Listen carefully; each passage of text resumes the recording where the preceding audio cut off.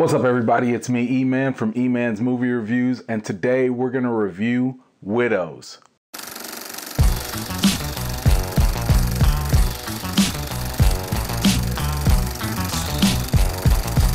Alright, let's get right into a quick intro. 4 women are left with a huge debt due to their now dead husband's criminal activity. Now they have to find a way to pull off a heist of their own to save their lives. Alright, enough of that, let's get right into the good. The good. Director Steve McQueen cuts right to the chase just to get you hooked immediately to the introduction of the film. I thought that the first 10 to 15 minutes of the movie were done in an effective way to really set up a number of different elements to the story, the characters, and more. We don't get a lot of exposition, but more so a series of transitional shots from one story to another, from one time to another. While that may sound a little bit confusing, watching the sequence of events makes a lot more sense and is very easy to digest for viewers. I just appreciated the exciting and explosive way that the film kicked off because it immediately grabs all of your attention and it doesn't let go. As we dove deeper into the movie, I really liked the fact that a lot of the characters were not as basic and simple as you might expect. There's a certain level of complexity in various characters once you learn more about their motives and desires.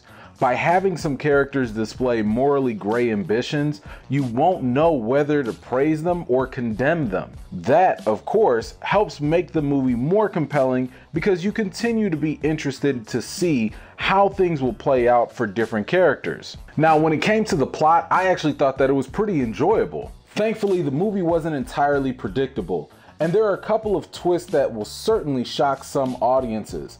Also, within the plot, there are a number of social justice themes throughout the movie. Given the fact that the setting for this movie was in Chicago, Widows did not hesitate to touch on some various social topics such as gun control or even the black church and politics. I think these elements weren't overbearing nor preachy, and more importantly, they actually made sense given the story itself. The benefit here is that even if someone was extremely conservative or liberal, neither of these themes should drastically send anyone into some sort of political trigger fit. Now, before I talk about the actors themselves, let me just say that you might enjoy the level of inexperience and resourcefulness of the female ensemble of characters.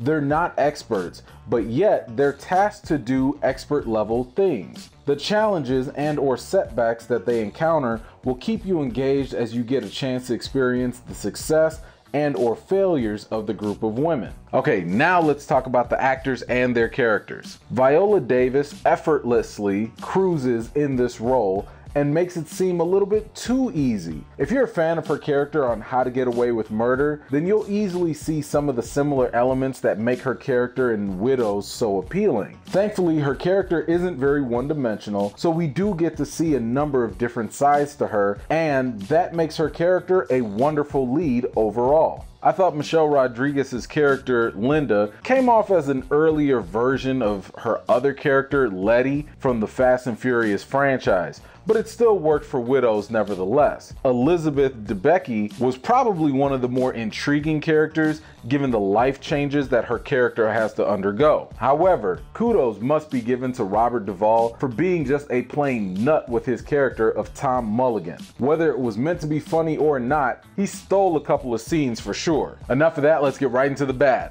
Now, since this is at the very beginning of the film, I'm just gonna say that Viola Davis and Liam Neeson's kissing scene was disturbing.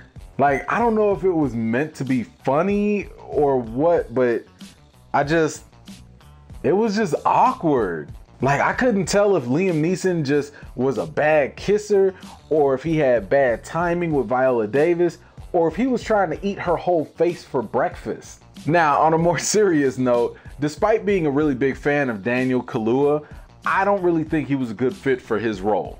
The thing is that Kaluuya acts the part very well, but he doesn't sound the part. Usually when English actors play American roles, we can barely tell the difference. However, this time around, Kaluuya's character never sounded like a person from Chicago or even an inner city in America that I can recall. This actually kind of reminds me of what Samuel L. Jackson's commentary was about when he questioned why Hollywood continued to cast English black actors to play African American roles when they could just hire an African American actor to begin with.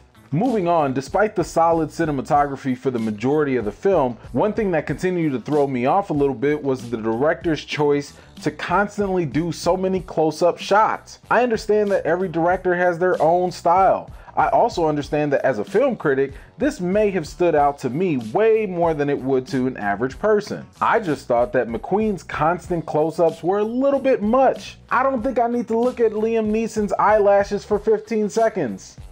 Lastly, there's an underlying subplot that's going on in the movie for Viola Davis's character, and I don't really think that it fit very well in terms of the writing for this movie. It's not that it didn't make sense for the movie per se, because it did. It's just that it felt like a little bit of a reach. There's yet another social justice tie-in with this subplot. However, this connective story tries to also serve as a source of motivation for another character in the movie. I didn't think it was very effective nor believable to drive that certain character to do what they do later in the movie. Essentially, that minor story felt a little shoehorned into the film. Alright, let's get right into the reason.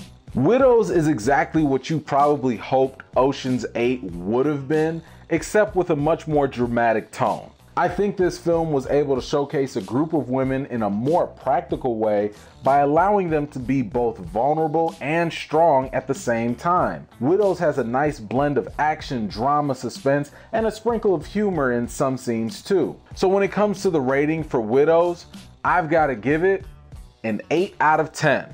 The story and the acting are strong enough in this movie to definitely make it worth your time and money to go see in theaters.